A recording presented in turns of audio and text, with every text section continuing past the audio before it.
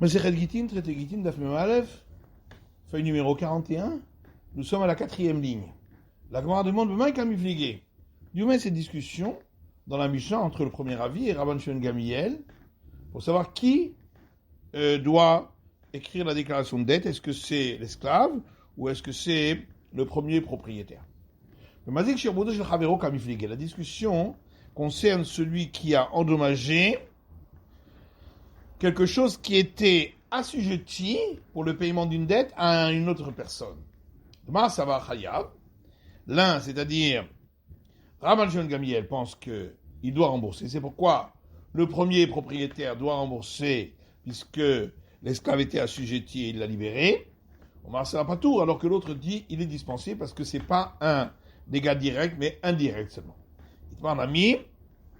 Et nous voyons également un enseignement qui dit Amazik Sherboud Shavero, celui qui endommage ce qui est assujetti au paiement de la dette à un autre. Banou le Machloket, nous en arrivons à la discussion Rabban Shimon Gamliel et Rabbanan, entre Rabban Shimon ben Gamliel et les sages. Oula donne une autre explication à notre Mishnah. Mishichero, qui c'est qui l'a libéré dans notre Mishnah? Rabbo Sheni, c'est le second maître, c'est-à-dire celui pour lequel il avait été mis en hypothèque. Shuratadin en ha'evet chayav klum b'mitzvot. Et la Mishnah poursuit en disant, en théorie, l'esclave ne doit rien, ça veut dire concernant les commandements. Ce qui veut dire que, en réalité, l'esclave n'est pas libéré, puisque le deuxième n'est pas son maître, c'est le premier. Et donc, il n'a pas d'obligation de commandement d'un homme libre, mais seulement de l'esclave cananéen, comme jusqu'à présent. Et là, la Mishnah poursuit en disant, mais cependant, pour le bienfait du monde, Shariat Alav Shem Ben Horin, étant donné que est sorti sur lui le nom qu'il était libéré, Kofinet Rabbo Rishon, on forcera le premier propriétaire, c'est-à-dire le réel propriétaire, verser Oto Ben Horin à le libérer et en faire un homme libre. Le Kotev Shtar al Damav, et l'esclave écrira une déclaration de dette à son premier propriétaire sur sa valeur, puisqu'il a été obligé de le libérer. Rabban Shimon Gamliel Omer, et no Kotev Ela Meshacher. Rabban Shimon Gamliel dit, c'est pas lui qui l'écrit, mais celui qui l'avait libéré, c'est-à-dire le second. Kotev, c'est lui qui écrit. Et d'où vient la discussion entre les deux? Mais Ezek Shenonikar Kamifligé. Il discute concernant un dommage qui n'est pas visible, comme ici, où l'esclave n'avait pas changé de statut, c'est juste à cause de ce que les gens vont dire. L'un considère que ça s'appelle un dommage, et donc il doit rembourser, c'est pourquoi le deuxième doit écrire cette déclaration de dette, et l'autre pense que ça ne s'appelle pas un dommage, et donc le deuxième n'a pas besoin d'écrire, c'est à l'esclave d'écrire. Oula Amay Tamalo Omar Karav. Pourquoi Oula n'a pas donné l'explication de Rav? Parce qu'il dit, le second, est-ce que on peut l'appeler son maître? Ce n'est pas lui son maître, donc pourquoi la Mishnah dit son maître? Forcément, elle parle du premier. Et Rav, pourquoi il n'a pas donné l'explication de Oula? Si te dit, le second, est-ce qu'on peut l'appeler celui qui l'a libéré? Donc forcément, quand la Mishnah a parlé de celui qui l'a libéré, c'était le premier. Itma, il y a un enseignement qui dit, si quelqu'un a fait de son champ une hypothèque pour le remboursement d'une dette à d'autres, le Shatfa Nahar, et un fleuve l'a englouti. Ami Shapir Nae, Amar Rabbi Yochanan. Ami, celui qui était beau, a dit au nom de Rabbi Yochanan, Enogovem Mishar Nechassim.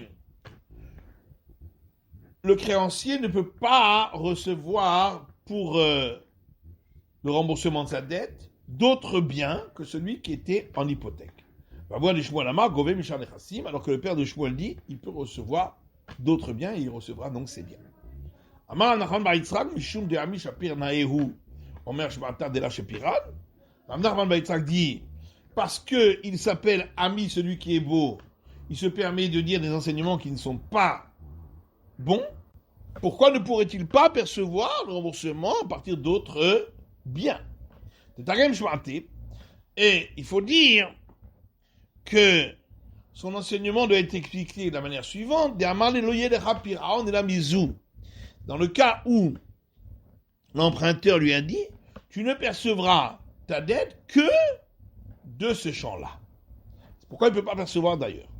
Il y a une braïta qui dit la même chose. Celui qui fait de son champ une hypothèque pour le paiement d'une dette à un autre, et un fleuve l'a englouti, le créancier pourra recevoir le remboursement de sa dette d'autres biens. Mais s'il lui a dit, tu ne pourras recevoir le paiement de ta dette que de ce champ-là, et il ne percevra pas à partir d'autres biens. Tania Idar, il y a une autre braïta qui dit, celui qui fait de son champ une hypothèque pour le remboursement d'une dette, ou pour le paiement de la ketouba à sa femme. Ils peuvent recevoir le remboursement avec d'autres biens. Rabban Shimon Gamliel dit, le créancier peut percevoir à partir d'autres biens. Mais la femme ne peut pas percevoir d'autres biens.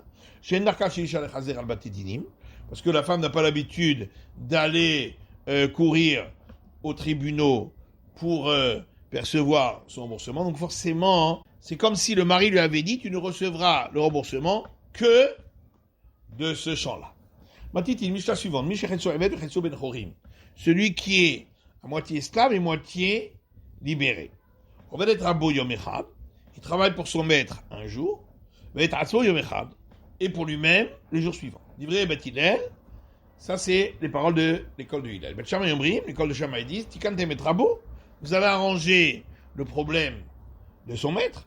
Va être Atso Tikantem. Mais le problème de l'esclave, vous n'avez pas arrangé. Lisa Shifra Yevcha. Car se marier avec une servante cananéenne, il ne peut pas chez Kfar Hetzio Ben Chori, puisque il est à moitié un homme libre. Batrorin Yevcha. Une femme juive libre, il ne peut pas non plus chez Kfar Hetzio Eved, parce que une moitié de lui-même est esclave cananéen. Yibatel. Alors qu'est-ce qu'on va dire? Qu'il ne se marie pas? Voilà que le monde n'a été créé que pour que l'humanité se fructifie et se multiplie. Chez Neymar, comme il est dit dans Isaïe, l'Otohu Bera'a, la Shevet Yetzara. Ce n'est pas pour qu'il soit désert qu'il l'a créé, mais pour qu'il soit habité qu'il l'a formé.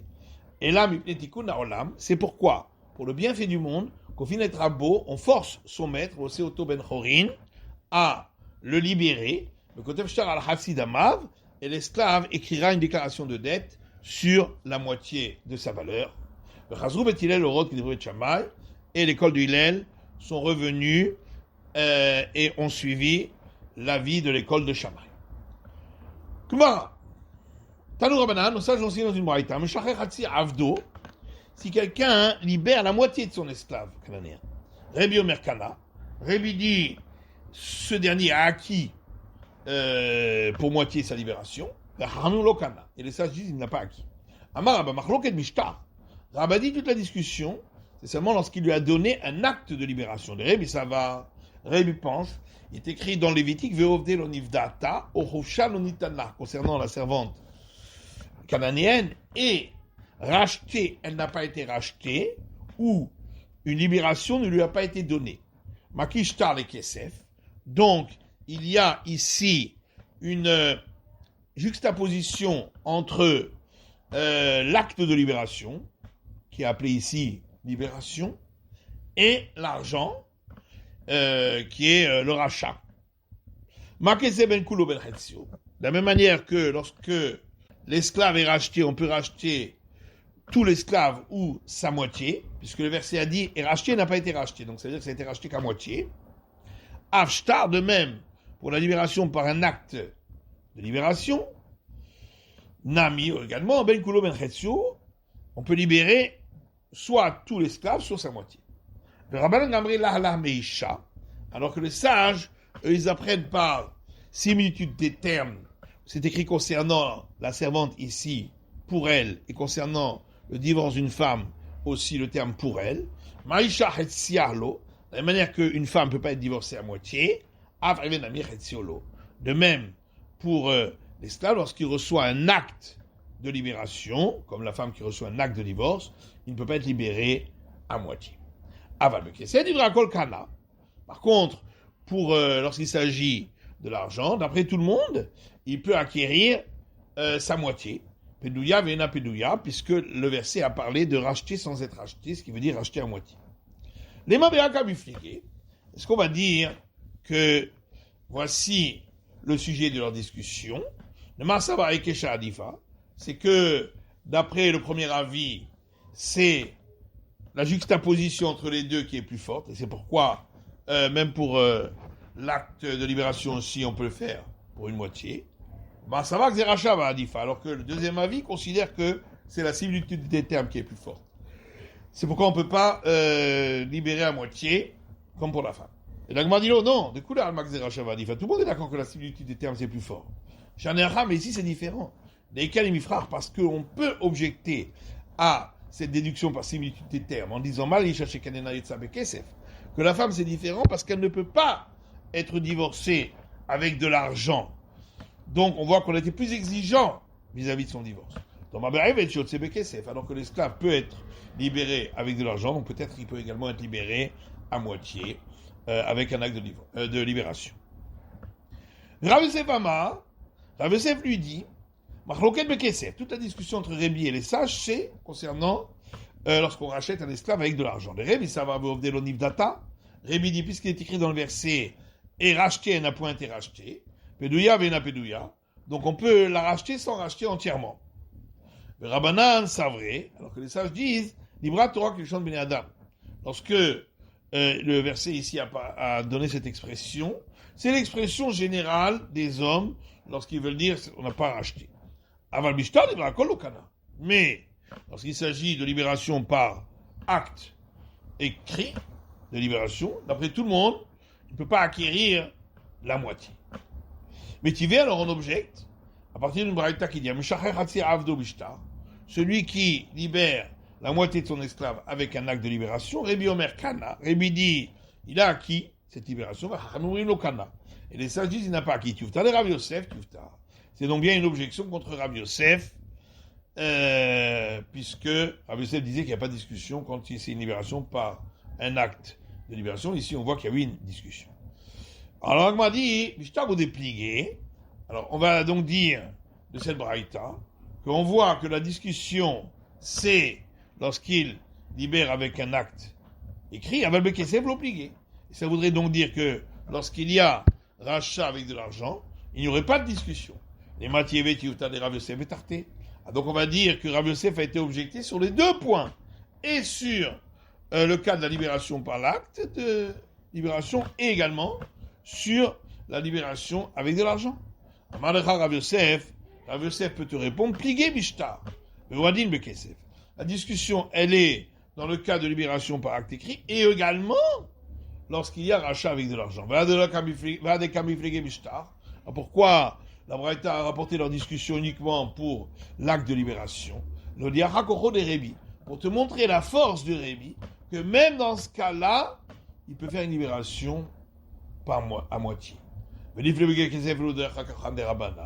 Et pourquoi on n'a pas rapporté leur discussion concernant la libération avec de l'argent, pour montrer la force des sages, que même dans ce cas-là, il ne peut pas y avoir de libération à moitié.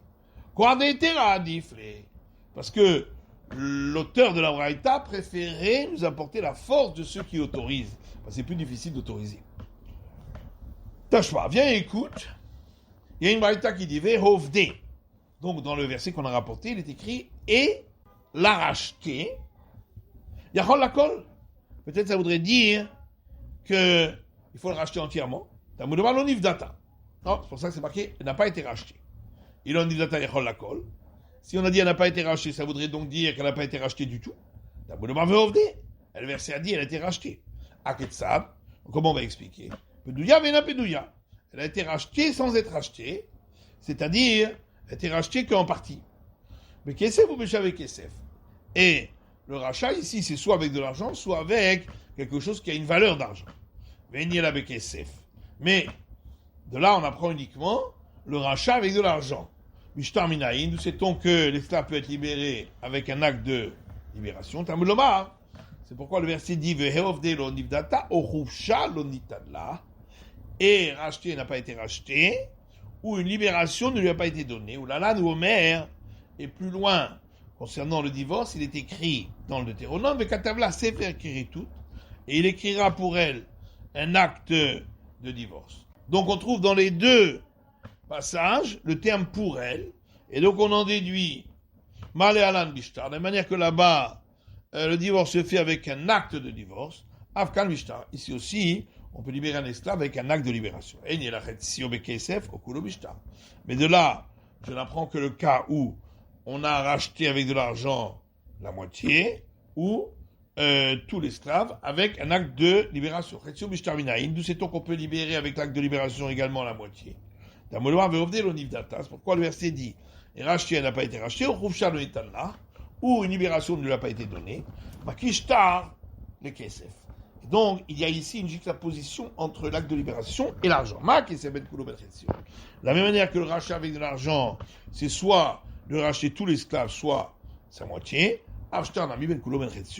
Également, lorsqu'on libère avec un acte de libération, on peut soit libérer tout l'esclave, soit la moitié.